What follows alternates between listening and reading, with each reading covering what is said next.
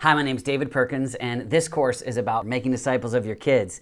And so this is the fourth session, and in this one I'd like to talk about speaking life over your kids. The big idea is this: they live in a culture with voices, sounds, ideas coming at them in every direction, and you speaking such life that they value, listen, and even apply what you say.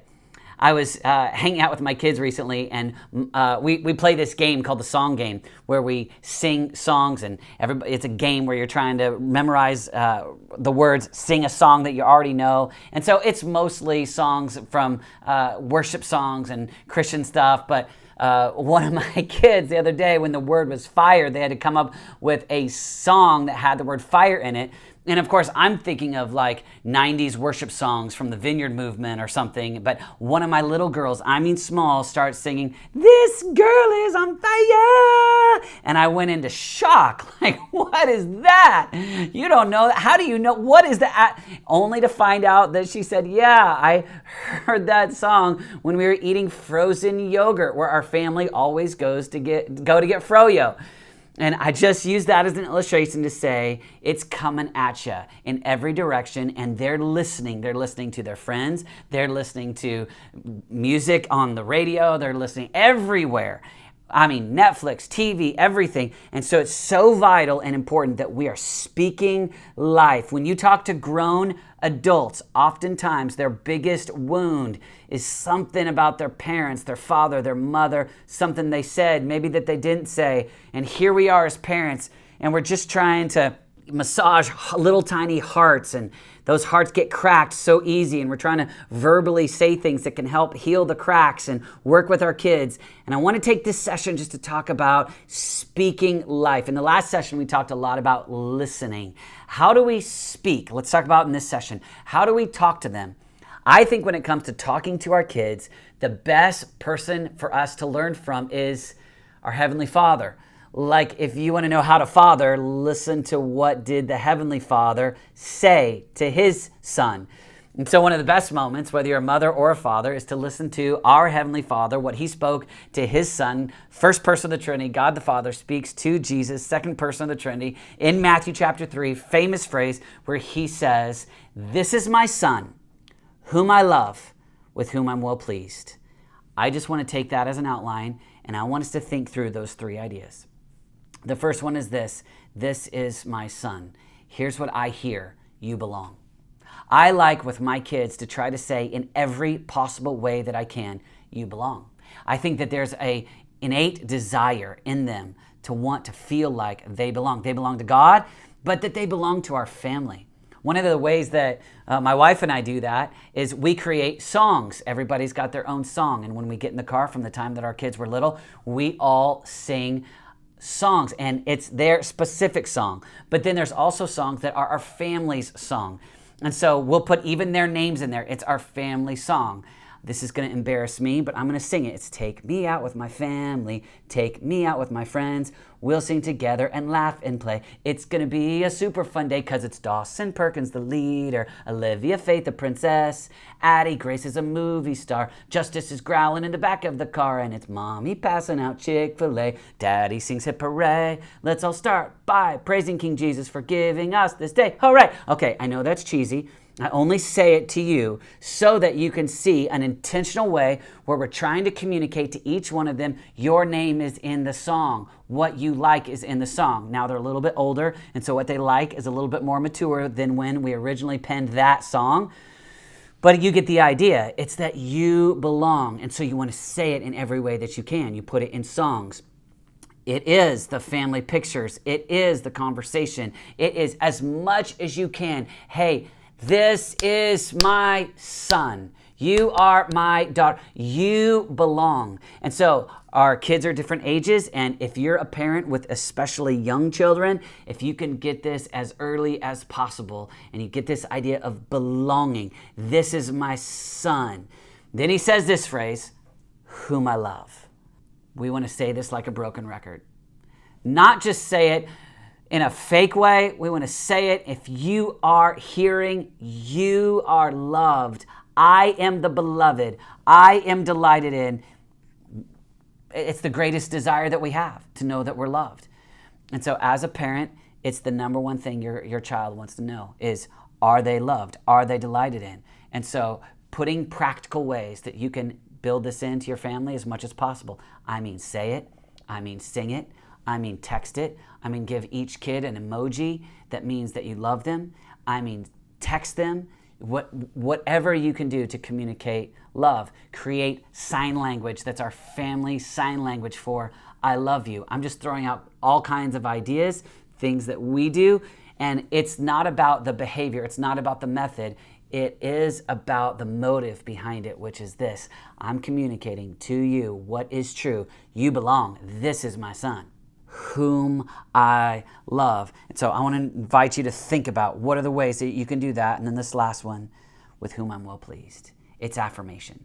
It's this last one where it's saying, hey, I believe in you. And everybody needs that. I'm going to say specifically our sons need to know, I believe in you, with whom I'm well pleased. Like, you bring me pleasure. You're my boy. You're my daughter. I'm so proud of you. It's one of the things that our kids long to know. They need to know. And so figuring out a way to communicate those ideas. Hey, this is my kid. This is my son, my daughter, whom I love, with whom I'm well pleased, and communicate it. If you can put that on your tongue, if you can, even if it's the smallest little things where you're texting to them, hey, I love it when you do this. Hey, I'm so proud of you the way that you do this. Hey, I see this inside of you. When you do this, it brings me such joy. And even if it is the smallest things, even if it's not that they scored 5 of the 8 soccer goals, like maybe it is just, hey, you didn't score at all, but I was so proud of you that you kicked your hardest. It's all you got. Maybe there's not much to celebrate, but you celebrate what's there. It's this. It's them experiencing the pleasure of a parent. It's them knowing, hey, they belong. And it's them knowing that they're actually bringing you pleasure. You want to fight for that. Now, one of the obstacles is this. Hey, what do I do if I don't see anything? Like, what do I do if I don't see my kid doing anything that brings me pleasure? And all the parents of the teenagers are laughing because that's what you're thinking right now. Here's what I want to encourage you with. I think one of the best things we can do is communicate with eyes of faith when we currently can't see it with our physical eyes. Meaning, oftentimes as parents, we are not communicating what we see, we're communicating what we're believing for. We're communicating what we have faith for. And so when I was in the 7th grade, I was extremely small. I hated 7th grade. I didn't have any friends. It was awful. I went through bullying. And when I say I didn't have any friends, it's not just a pity party, it's actually true. But my dad became my best friend to me in that time. And one of the things that's so amazing is that he started to speak life with eyes of faith even when there wasn't anything. I was not a great athlete. I was not a great academic. I was not involved in any clubs. I was not in the choir. I was not a leader in the youth group. There was so little to go on. And so what he did is he began to pray and ask God, all right, how do you see him? And he began to speak with words, speaking life with words of faith. And so when I was a kid in 7th grade, my dad began to speak to me, David, you're a John Wesley. David, you're a John Wesley. And I began to believe it.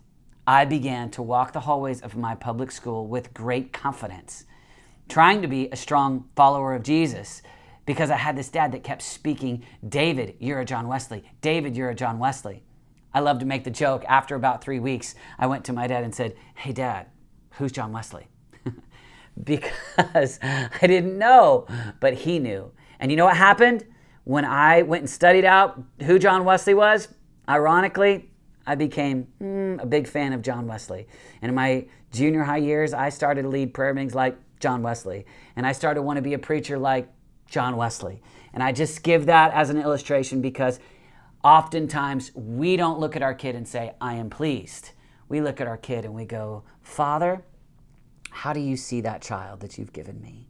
How can I speak life in a way that is filled with faith even when I can't see it? Listen, we live in a culture where everybody is going to speak things over your kids.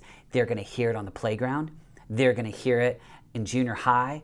They're going to hear it as grown adults, potentially being bullied at different ages. When they get into high school, everybody wants their money. Everybody wants them to see sexuality the way they see sexuality. I'm telling you, one of the best things that you can do is to be a voice to your kids. And if you will speak affection, if you will speak belonging, if you will speak pleasure, it will give you a window later on to speak correction, behavior modification, discipleship ideas. But if you don't have those things, if you haven't made affectionate deposits, belonging deposits, affirmation deposits, and they start dating someone in high school and you want to tell them to break up because you're smarter, you probably will not have much relational equity. But if you have been speaking life since the time that they were 5, they might just say, Dad, what do you think? Mom, what do you think? Honestly, for me in my teen years, my dad was so effective in discipling me as a child. I honestly asked him about what he thought my career should look like. I asked him about who he thought I should take to prom. Why? He meant the world to me. He discipled me. And so, for me, it marked my life. And I think that we've got a little window of time when these kids are growing up in our house that we're going to look at them and, breathe life into them and tell them who they are. You'll watch your kid who's tempted to live like the devil, who's tempted to go out and party with friends, who's tempted it is a godless world out there. But I think we as parents, I think we can be the hinge. I think we can be that person that helps them get connected to Jesus when they're little kids.